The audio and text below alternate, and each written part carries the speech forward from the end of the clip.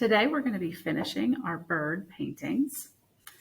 So you have your background and you have a separate bird, but you're going to start by cutting out the bird. So when using the scissors, your thumb goes in the small circle, 2 or 3 fingers in the bigger shape.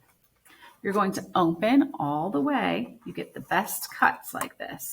If you just do little snips, it's going to be choppy. So you want to open and cut.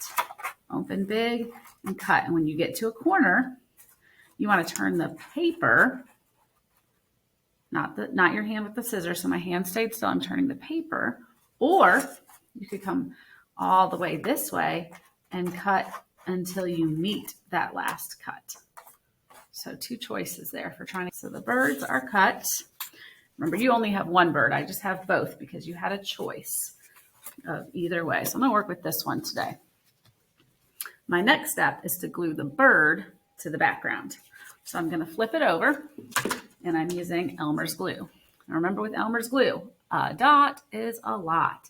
You open it by twisting, and you can tell it's open because there's a space there between the orange and the white. I'm going to hold it with my pinchers in only one hand. I'm going to use my other hand to remove any crusted on glue. And then if I just am patient, gravity will bring it all the way out and it'll drip out and I'll never even have to squeeze. But if I want to, I can give it a little pinch to help it along. And I'm looking just for teeny tiny dots spaced out around the edges. You can have 1 inch or 2 between your dots. You don't need to have a whole bunch of dots right next to each other. If you use too much glue, it's going to mess up your art. Your bird is going to look wrinkly. Glue wrinkles paper because it's part water. So if you use a lot of it, it's like adding water to your paper. It'll be wrinkled, bubbly. All right, so that is a good amount. I'm going to flip it over, line it up with this bottom corner here, set it down. And I'm going to press and hold it for just a couple of moments. Doesn't take long. There we go. All right, now I need to work on some details. A very important detail is your name. So I'm going to suggest using a black crayon and doing this in one of your branches, probably a branch down low. So just going to write your name as neat as possible on a branch. Remember, this is going to get shrunken down digitally into a sticker. So if your name is too tiny, when it's on the sticker, you won't see it at all.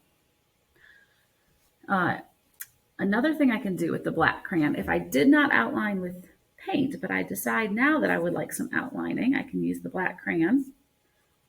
And I can do an outline on the beak. If you want to, you could also outline your bird. You do not have to. It's just an option.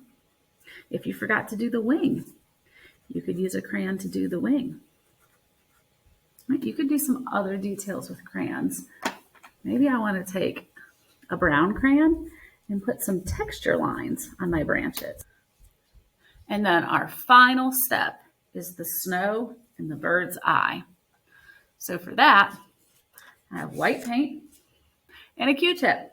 Just going to dip it straight down in, give them an eye, and then put snow wherever I want the snow. This is totally up to you, but you don't want to overdo it. Too many dots and it could start to look a little crazy. It might take the focus away from the bird. You want the focus to stay on the bird. And you can decide if you want the snow to be landing on the bird or if you only want the snow to be falling farther in the distance in the background. And you can look at these two to see the difference. This one has some snow on the bird, and right now this one just has snow in the background. Either way, it's your choice.